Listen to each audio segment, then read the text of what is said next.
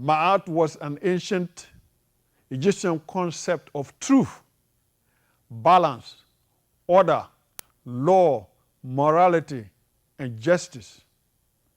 Ma'at was also personified as a goddess regulating the stars, the seasons, and the actions of both mortals and the deities, who set the order of the universe from chaos at the moment of creation. Ma'at wears the feather of balance, which, when weighed against the heart of the deceased, should render judgment as to whether he or she is condemned or accepted into the Netherlands. This could be a mouthful, but this is what it is. The feather that Ma'at wears, when it is weighed against a person's heart, it has to balance. If the heart outweighs the feather, it means that the person did not live a decent life and was not supposed to go into the land of the gods. So these are the 42 negative confessions or declarations of Ma'at. In other words, when the deceased appeared before the god Asa, led by the god Ampu, and then the weighing is recorded by the god Jehuti, with the goddess Asasi, and also the goddess Nephthys, and with the son of God Heru. The dead person had to recite all these 42 negative confessions. I have not done any iniquity. I have not committed robbery or robbery with violence. I have done no violence to no man. I have not committed theft. I have not slain a man or a woman. I have not made light of the bushel. I have not acted deceitfully. I have not purloined the things that belong to the gods. Now, this particular number 8, this declaration number 8, when I was growing up as a child, there used to be a time that something happened to an animal, and the whole village will go and they see the dead animal, and then they come and say, oh, no, that's not my animal, that's not my animal, that's not my animal. Everybody says that's not their animal. What? Nobody touches that animal. They say that animal belongs to the deity, or that animal belongs to God. They will not eat it. They will pick it up and put it on a branch of a tree so that dogs cannot even touch that animal until it rots. So in other words, this particular declaration, number 8, talks about that, what I was witnessing as a child, that I have not purloined the things that belong to the gods. So it goes all the way to declaration number 42, I have not taught scorn of the God who is in the city. And this goes back to the polytheism. Who is the God in the city? In the Bronx has gods. The Bronx itself is a deity. The Bronx River is a deity. The Hudson River is a deity.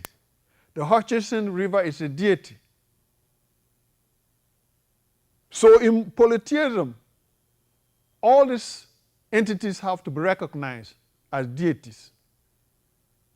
So if an animal, or if anything, anybody in this city thinks scorn of the Bronx deity, it is no good.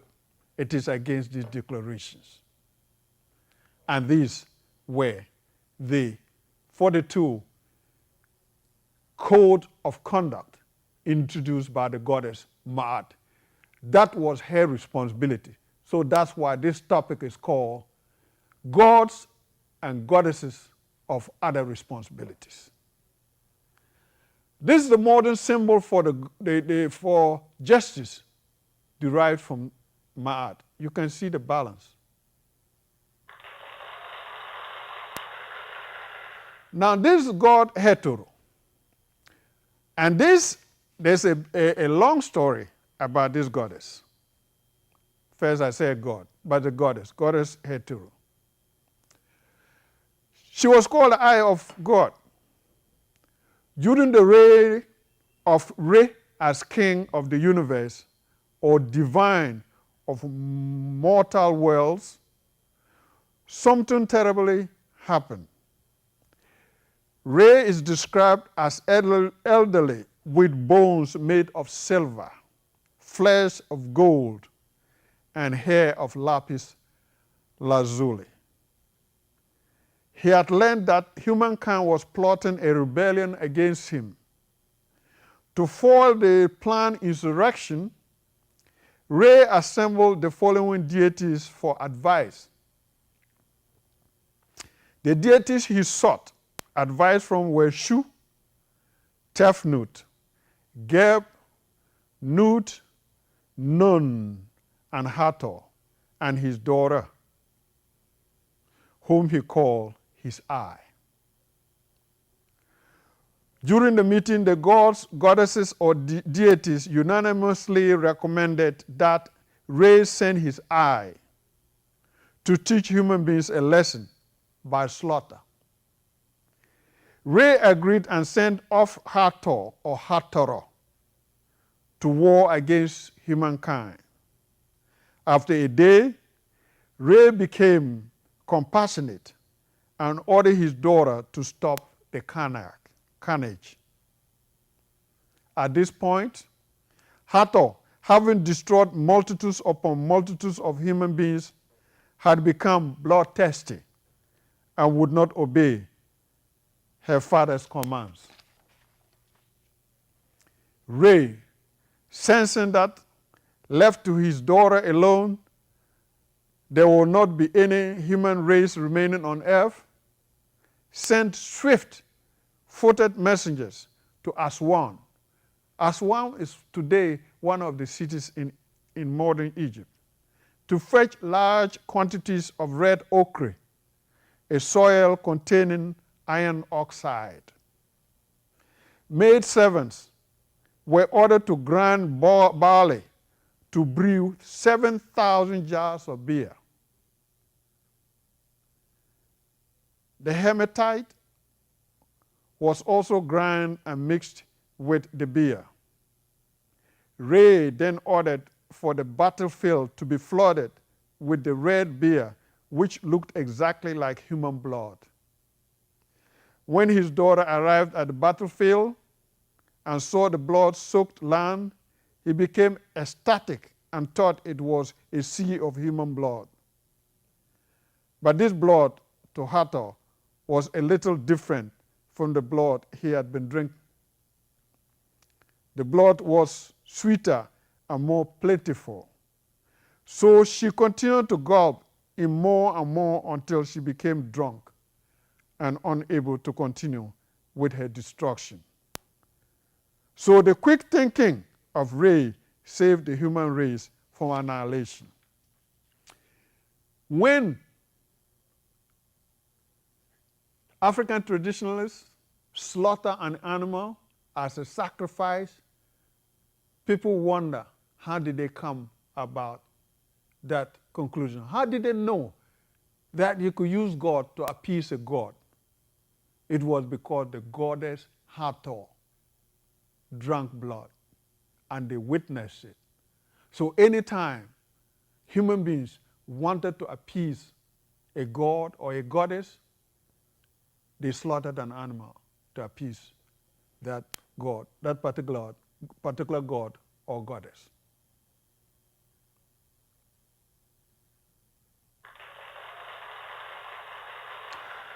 The goddess Hathor was also responsible for music. She taught, accompanied with another god called Bes. They taught people how to drum and play the string and play a violin. So in today's Africa, you could see a person just rise up and start playing a string, start playing a violin without anybody teaching them. That is coming directly from the goddess Hathor.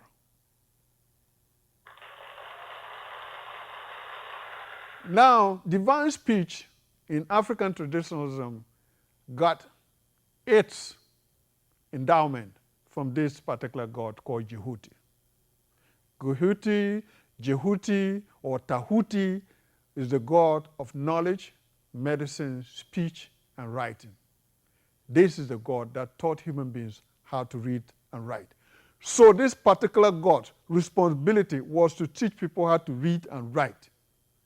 And then also to teach them how to advance in school, to become doctors. And when you talk about logic or oratory or rhetoric, all that came from this god, Jehuti. The name of the god of knowledge, medicine, and writing in the Medeneta is spelled above. That's Jehuti. Those of you who would like to learn Medeneta, the writing of the ancient Africans, this is how it looks.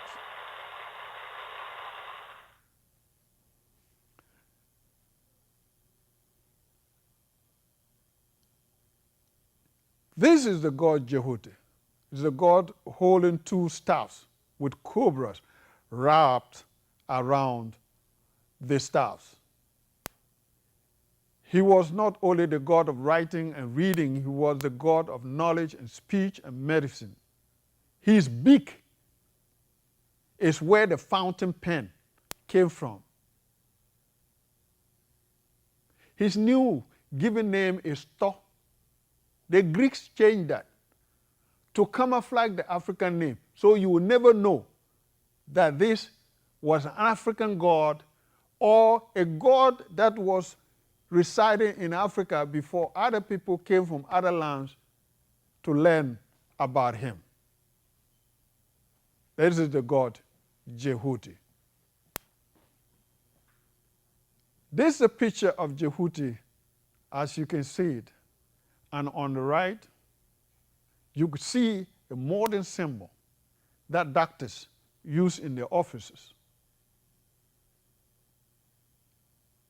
Most people don't know where it came from, but it came directly from this god called Jehuti, and they call it the Caduceus. This is the original writing known to man, taught by the god Jehuti, the Meduneta.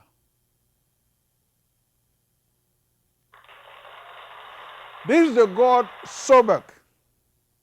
And I'm bringing this god Sobek because of the fact that my people still worship this god.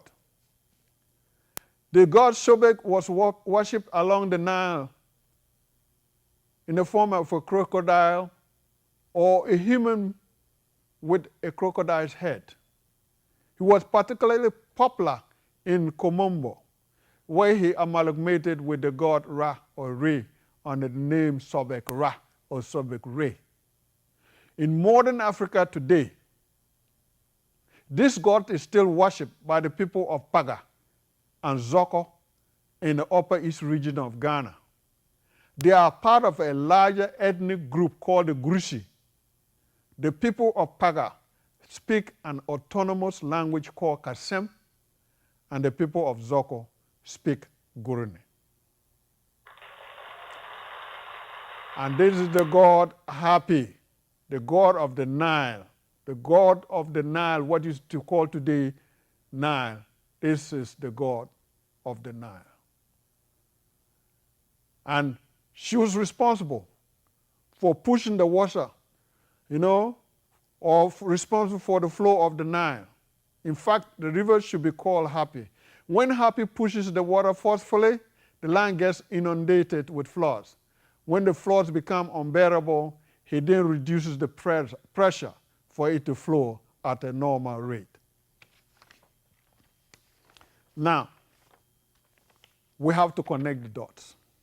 In conclusion, free your African mind is a slogan used by the First World Alliance, a Harlem-based awareness-raising organization under the able leadership of Africa's greatest minds, ancestor Dr. John Henry Clark and his living colleague, Dr. Joseph A.A. Ben-Jochannan. In one ancestor, Listerville Middleton's commentaries, he concentrated on the creation of myths based on the training of elephants. He likened some African rejection of their skins and the rejection of their gods based on this type of training. Just like the use of a heavier chain on the neck of an elephant makes it possible to respond to commands, eventually the heavier chains are reduced with lighter chains for the elephant to respond to the same commands. A string finally replaces both the heavier and lighter chains, yet yielding the same responses to the same commands. The chain in Ancestor Middleton's commentary reveals what many Africans go through today. Slavery, colonialism, and new colonialism have forced many Africans to walk around believing that there are chains around their necks and they are responding to commands in their heads. They are afraid to be called primitive. They reject their skins by bleaching. Others even go as far as to sing lyrics such as, "Oh Lord, what did I do to be born so black and blue?" Fear of hell, fire, is one of the commands Africans respond to. Because they are afraid to go to hell, many have abandoned their way of life. African traditionalism by rejecting their own gods. First World Alliance, free your African mind slogan lends a helping hand. It instructs those of us who are still responding to commands, to change, or strengths, that they are no longer there. There are no chains around our necks. Be they heavier, lighter, not even a string. Free your African mind. African traditionalism is different. Different is not deficient. Different is not uncivilized. Different is not ungodly. Different is not primitive. For those of you watching this show for the first time, thanks for tuning in. And those of you who are my regular viewers, continue to watch because we have just embarked on African traditionalism. May God Amon Re continue to bless you. Take care.